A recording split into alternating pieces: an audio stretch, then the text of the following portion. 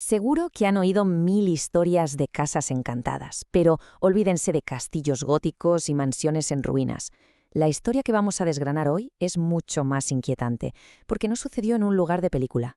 Sucedió en una casa normal y corriente. Y eso es lo que de verdad da miedo, que podría haberle pasado a cualquiera. Cuando pensamos en fantasmas, la mente se nos va a sitios como este, ¿verdad? Lugares imponentes, llenos de historia, de sombras, de leyendas. O quizá a un sitio así, una de esas casas que parecen sacadas de una película de terror, donde cada crujido del suelo te pone los pelos de punta. Pues no, la historia de hoy no va de nada de eso. Ocurrió aquí, en una casa adosada, completamente normal, en un barrio obrero de Londres. Y es precisamente eso lo que lo hace tan terrorífico. La idea de que lo más extraño, lo más inexplicable, puede irrumpir de repente en la vida más cotidiana. Bueno, pues vamos al lío. Nos plantamos en Enfield, al norte de Londres, en pleno verano del 77.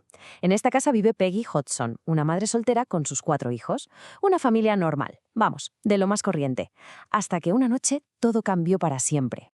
Todo empezó con algo que cualquiera de nosotros habría ignorado. Unos golpecitos en la pared. Peggy pensó que serían las tuberías, los vecinos, lo típico, pero la cosa se puso muy rara cuando se dio cuenta de algo escalofriante. Los golpes respondían.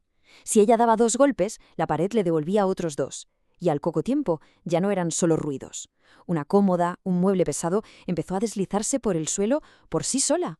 A medida que los fenómenos se iban haciendo más y más fuertes, empezó a quedar claro un patrón. Todo, absolutamente todo, parecía girar en torno a una de las hijas, Janet, una niña de solo 11 años.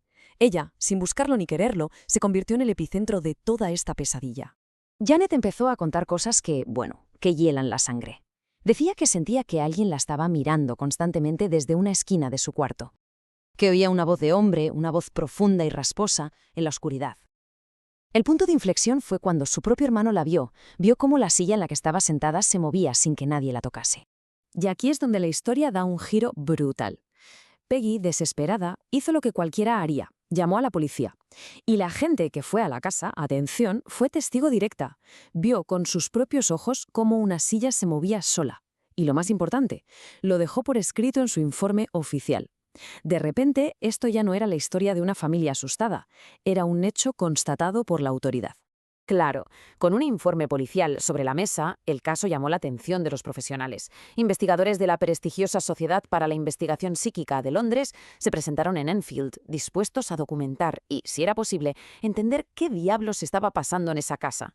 Y esta gente no se andaba con tonterías. Su enfoque fue súper metódico, nada de ouijas ni rituales.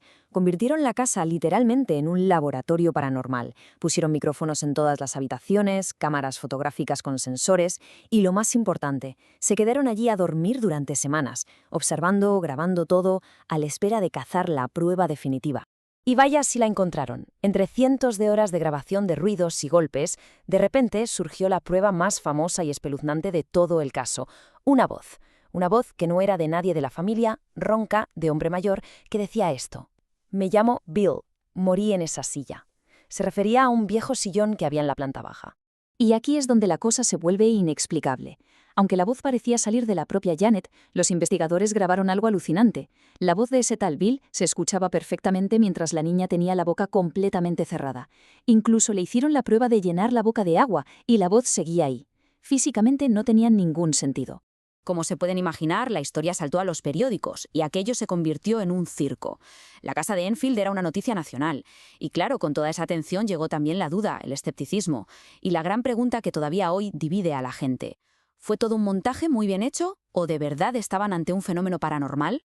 Los sucesos se volvieron cada vez más salvajes. Los vecinos llegaron a afirmar que habían visto a Janet levitando a través de la ventana de su habitación. Y luego están estas fotos, que son famosísimas y que la muestran como suspendida en el aire. Los escépticos siempre han dicho que simplemente estaba saltando de la cama, pero los investigadores que estaban allí presentes insistían en que la violencia de los movimientos y las posturas tan antinaturales eran casi imposibles de fingir con un simple salto. Y justo aquí llega el giro que lo complica todo. Años más tarde, la propia Janet admitió que sí, que había fingido algunos de los fenómenos. Su explicación fue que a veces lo hacía para ver si los investigadores se daban cuenta, como para ponerlos a prueba. Esta confesión, por supuesto, fue un jarro de agua fría y arrojó una sombra de duda enorme sobre todo el caso. Entonces, ¿qué nos queda? Pues un rompecabezas. Por un lado, tenemos pruebas que apuntan a un fraude. La confesión de la propia Janet es la más fuerte. Pero por otro, tenemos el informe de la policía, un montón de testigos que no tenían nada que ganar y sucesos que los propios investigadores, incluso sabiendo que las niñas a veces hacían trampas, admitieron que no tenían ninguna explicación lógica. Es esta contradicción la que mantiene el debate vivo hasta hoy. Y tan misteriosamente como había empezado todo, un día empezó a terminar. Después de más de un año de caos constante, la casa de Enfield poco a poco empezó a volver a la calma.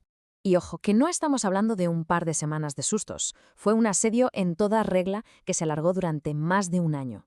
Empezó en el 77, tuvo su pico de máxima actividad en el 78 y ya para el 79 los fenómenos empezaron a disminuir de golpe, hasta que finalmente desaparecieron. Y un día, simplemente, se hizo el silencio. La voz débil no volvió a oírse. Los golpes pararon. Los objetos dejaron de volar. La familia Hodgson, completamente agotada, por fin pudo recuperar su casa y su vida, aunque claro, quedaron marcados para siempre por todo lo que vivieron. Si alguien paseara hoy por esa calle de Enfield, no notaría absolutamente nada especial. La casa sigue ahí, igualita que las de al lado. Una fachada de absoluta normalidad que esconde una de las historias más extrañas y mejor documentadas del siglo XX. La verdad es que el caso de Enfield nunca llegó a resolverse del todo. Nos deja un montón de grabaciones, fotos, testimonios contradictorios y muchísimas más preguntas que respuestas. Y una última idea que queda flotando en el aire. ¿Qué pasaría si, una noche, en esa casa, alguien volviera a escuchar esos golpes en la pared y esta vez se atreviera a responder?